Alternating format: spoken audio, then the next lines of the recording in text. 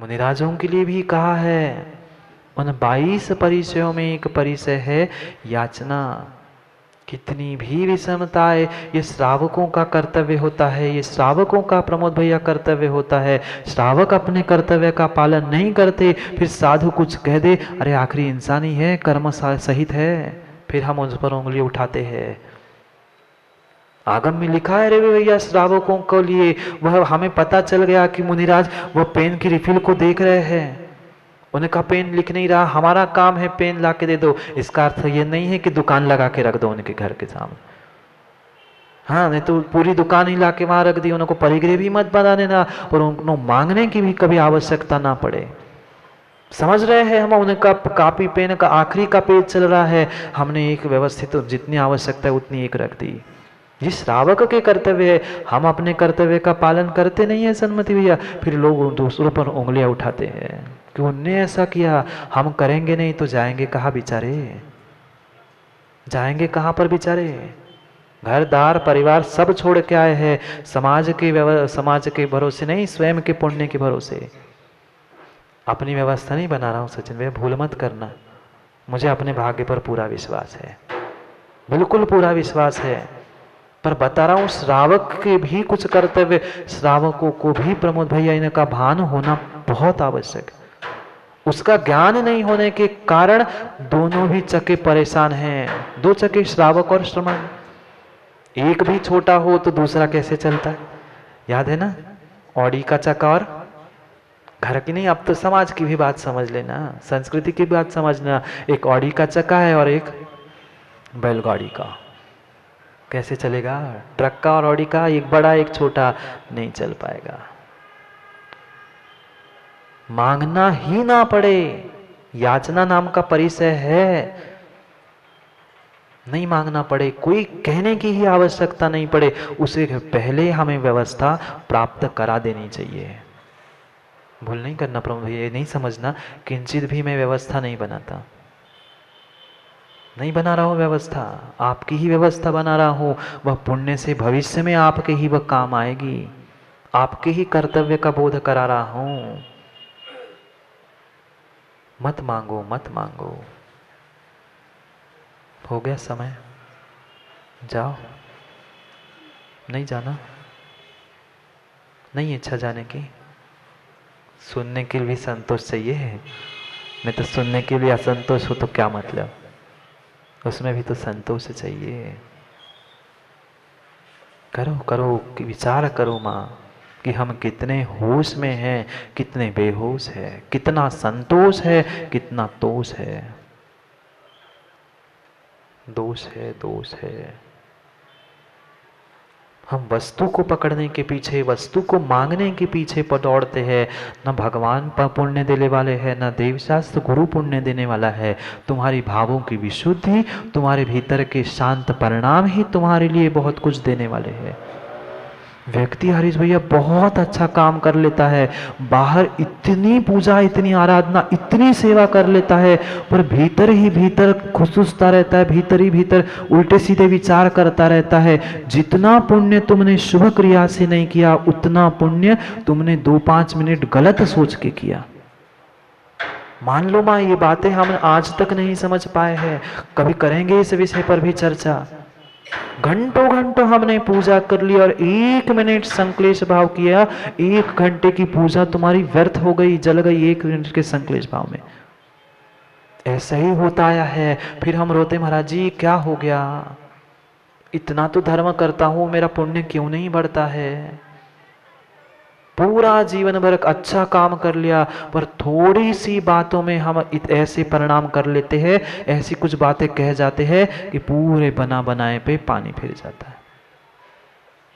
समझना चाहिए सचिन भैया और समझाना चाहिए, बना बनाया बिगड़ ना जाए, उतनी ही खींचना चाहिए, उतनी ही खींचना चाहिए जितना धागा टूटे ना, फिर गठान लगा देना, पर हाथ में गठान ही लगती रहेगी। वह कबीर कह गए, वह खून बराबर है जिसमें खींचा तानी, नहीं सहजता में हो वही काम है। पर सहजता आए तब, सरलता आए तब, नहीं है। हमारे पास इतनी व्यवस्था है रवि भैया, आप चाहो तो कुछ गिने चुने सदस्य मिलकर हमारी समाज क्या, हमारे धर्म को हम आसमान तक ले जाए, पर हम आपस में ही एक नहीं हो पा रहे हैं। वह धर्म को और श्री जी को कहां से कहां ले जा पा रहे हैं? क्यों ताले में अटके हैं? क्यों ताले में अटके हैं? हमारे ही समानता, हमारे ही परिणामों में एकत्रीकरण नहीं है। कमी इस बात की नहीं है, कई गुना उनसे बड़े हैं, नहीं है, पर कमी इधर की और कमी इधर की है। कमी इसकी है, हम ऐसे ही रहना चाहते हैं, झुकना ही नहीं चाहते। बाहर चीज के लिए सब मांगने के लिए तैयार है, पर यहां नहीं कर पा रहे। जाओ मांगने के लिए, ऐसे नहीं मांगोगे, शटर खोल के ऐसे सेठ जी मांगेंगे, इतना है पैसे रख फिर माल ले जाना। तरीका बदल लिया है, तरीका नहीं, नजरिया को बदल दो, अपनी दृष्टि अपनी सोच को बदल दो, तो ही काम होगा। जाओ, याद कर रहे बर्तन, कुकर ठंडा हो गया होगा, दाल सब्जी बना लो। समझो ज्ञान का भोजन मिल रहा है, आत्मा का भोजन मिल रहा है, वो भोजन तो सदियों से करते आए हैं। अभी नहीं, अभी वो कह रहे थे ना चक्रेश भैया, चक्रेश भैया बता रहे थे ना एक कहावत, मेहंदी, बस अभी कुछ भी किसी को समझ में नहीं आएगा, किसी को हरीश भैया समझ नहीं आएगा, महीने 2 महीने बाद याद आएगा। अभी सबको बुरा लग रहा है, बहुत सारे थक गए हैं, बहुत सारे कारण बहाने हैं, पर आज अभी नहीं समझ में आएगा, कुछ महीनों बाद, कुछ साल बाद समझ में आएगा। वो सूखने के बाद ही रंग लाती है महाराज जी, क्या करें। चलो जाओ, इच्छा ही नहीं होती किसी की जाने की, होती है क्या? नहीं होती। भीतर कुछ गया विवेक भैया, कुछ तो ले जाओ भीतर, कुछ तो ले जाओ, तभी सुधार होगा। साथ कुछ नहीं जाने वाला, साथ कुछ नहीं जाने वाला, पुंज साथ नहीं देगा। उसी की धन, उसी की संपत्ति होती है सन्मति भैया, जिसने पुण्य से कमाई हुई, पुण्य विश्वास मानना रहे भैया, पुण्य की ही संपत्ति पुण्य कार्य में लगती है। जो हमने वह अन्य मार्ग से कमाई है, वह उसी तरह से जाएगी, यह नियम है। जैसी आई है वैसी ही जाएगी। कौन? इधर उधर दृष्टि नहीं डालना, मैं द्रव्य दृष्टि की बात कर रहा हूँ, धन संपत्ति की बात कर रहा हूं। जो जैसी आई है वो वैसी ही चली जाएगी। अगर तुम्हारा वास्तव में संपत्ति है, वास्तव में तुम्हारी संपत्ति है, तो वह धर्म कार्यों में ही लगेगी। और उसमें भी अगर गड़बड़ थोड़ी सी की है, उसमें भी मायाचरी की है, तो मंदिर में पंखे जैके घूमोगे। लगा तो मंदिर में बहुत भैया पैसा, पर बेचारा मन पंखा बन के घूम रहे उसकी संपत्ति। सोच लो, एक नहीं 2 पंच कल्याणक है, किसी एक के नहीं है, भगवान आदिनाथ ही के है। बाद में कहोगे कि अरे हम भी होते तो हमें भी लाभ मिल जाता। 2 कुबेर बैठे एक के पीछे एक। हाँ योगेश्वर प्रमोद, कुबेर जी ध्यान रखना, नकली रतन नहीं बरसाना, नहीं तो को प्लास्टिक के वो रतन ले आओ। इतने बड़े कुबेर बन गए हो, वाशिम के इतिहास में पहली बार पंच कल्याणक हो रहे हैं, अच्छे कुबेर रत्न को इकट्ठे कर लेना। वाशिम वाले इकट्ठा करने वाले आ जाएंगे, चिंता नहीं करना आप, इकट्ठा करने वाले बहुत सारे मिल जाएंगे, वो तो आते ही रहेंगे, बाहर से भी आएंगे, और वाशिम वाले अपन है ही। जिनवाणी के भी रत्न सुनेंगे, और उस पुद्गल के रत्नों को भी हमें प्राप्त करना है, क्योंकि भगवान को अब समय बचा नहीं है, 10-11 दिन बचे हैं। 6 महीने पहले से रत्नों से वृत्ति गोष्ठी होती है। 6 महीने नहीं, 6 घंटे 6 दिन तो पहले से विचार कर लेना, गर्भ में आने से पहले। हाँ पता है ना भैया, 6 महीने पहले से रत्नों की वर्षा होती है। अब 10 दिन बचे हैं, 6 महीने नहीं, कम से कम 6 दिन 6 घंटे पहले से तो रत्नों की वर्षा हो जाए, कम से कम सबके भीतर के दिल के संतोष रूपी रत्न मिल जाए सबके, कम से कम इतना ही प्रमोद भाई योगेश भैया कहना, बाकी तो छोड़ दो। जब घर में अपने शादी होती है तब गए थे कि नहीं प्रमोद भैया सबके कहाँ कार्ड देने के लिए, सबको हाथ जोड़ के कहा था कि घर में शादी है, शादी के लिए आ जाना। उनका विषय वे जाने, अपना काम है योगेश भैया कि हम तो जाएंगे भैया, हमारे घर में भगवान का अवतरण होने वाला है, हमारे नगर में पंच कल्याणक होने वाला है, सब गिले शिकवे भूलकर आप सब मिलके भगवान की अगवानी उस गर्भ कल्याणक मनाने की। देखते फिर कैसे ऐतिहासिक चतुर्मास तो हो ही गया, अब ऐतिहासिक उस पंचकल्याणक को भी करना है। हाँ, क्योंकि बग लगनी तो इतिहास तो लिखना जाने वाला है, इतिहास तो लिखा जाने ही वाला है, पर हमें निर्णय करना है हरीश भैया, इधर कि इधर। अब मैं नहीं कहूँगा, समझ गए होंगे ना माँ, कहाँ नाम लिखना है, आग लगाने की बाग लगाने वाले अपन कोशिश करें, बाग नहीं लगा पाए तो कम से कम आग नहीं लगाए, इतना तो जरूर विचार करना। करेंगे पुनः चिड़िया की बात, याद है क्या? चिड़िया की पहले दिन याद बात सुनाए, पुनः कभी चर्चा करेंगे क्योंकि समय अपना बहुत हो गया। करेंगे पुनः बाग में बैठकर बाग की चर्चा, क्योंकि समय को समय पर समझना है, इसलिए पुनः मिलते हैं समय पर, क्योंकि समय पे किया गया काम समय को दिलाता है। बोली भगवान महावीर स्वामी की। अनादिकाल से हमारी आत्मा में जो जन्म, जरा और मृत्यु रूपी रोग लगे, उन रोगों का उपशमन करने वाली कोई परम औषधि है तो वह एकमात्र यह जिनवाणी। उम्र के तगाजे में मांग के लाए थे जिंदगी के 4 क्षण, 2 आरज़ू में निकल गए और 2 इंतजार में। पता ही नहीं चला वह जिंदगी के 4 क्षण मैंने कैसे गंवा दिए।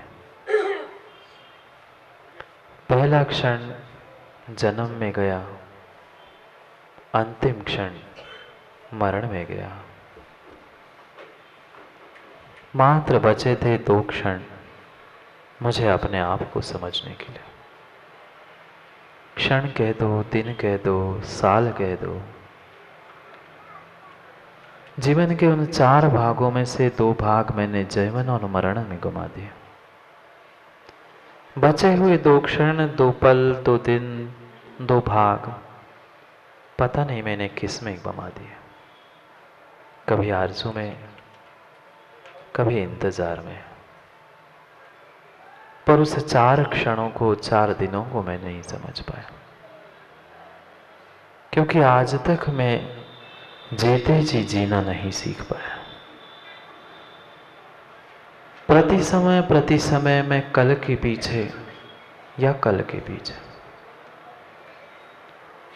मात्र 2 के पीछे मैंने आज को खराब कर दिया।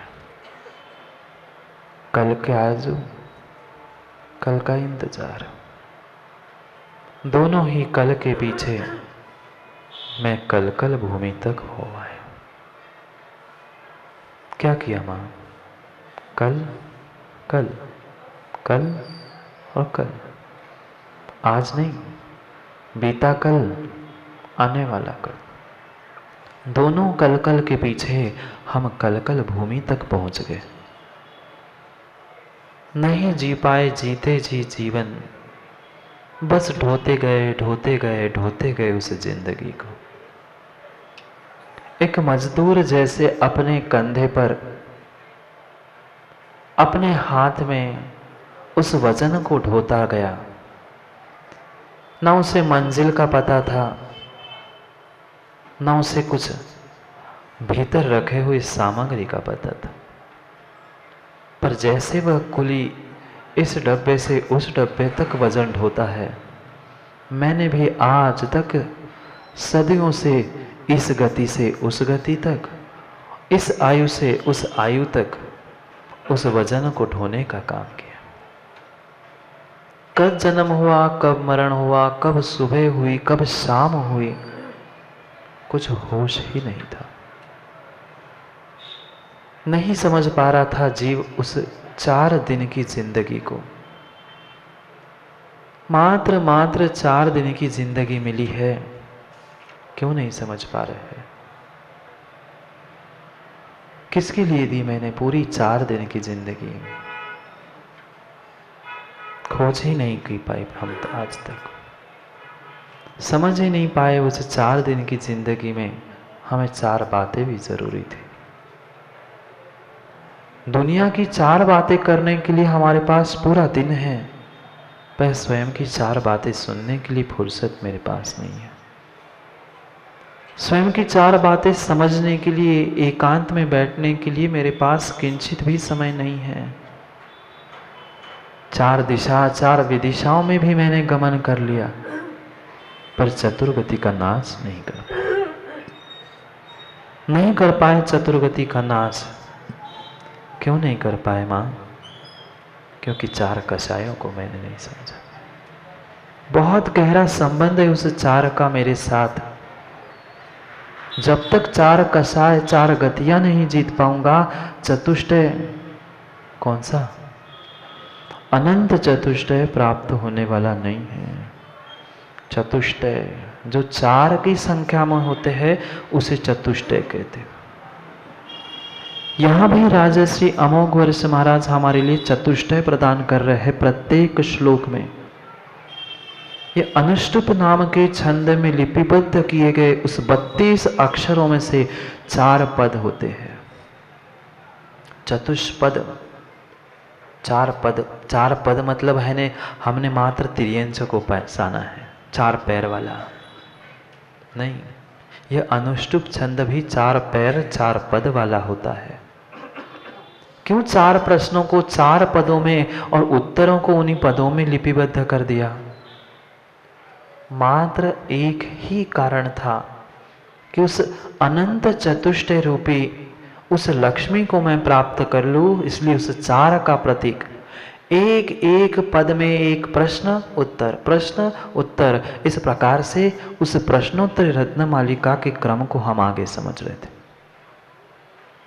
11 नंबर की कारिका पढ़नी है, 4 4 2, इस प्रकार से दिशा विदिशा ऊर्ध्व अधो सभी दिशा में हमने गमन कर लिया, पर वह गमन मात्र संसार का ही रहा।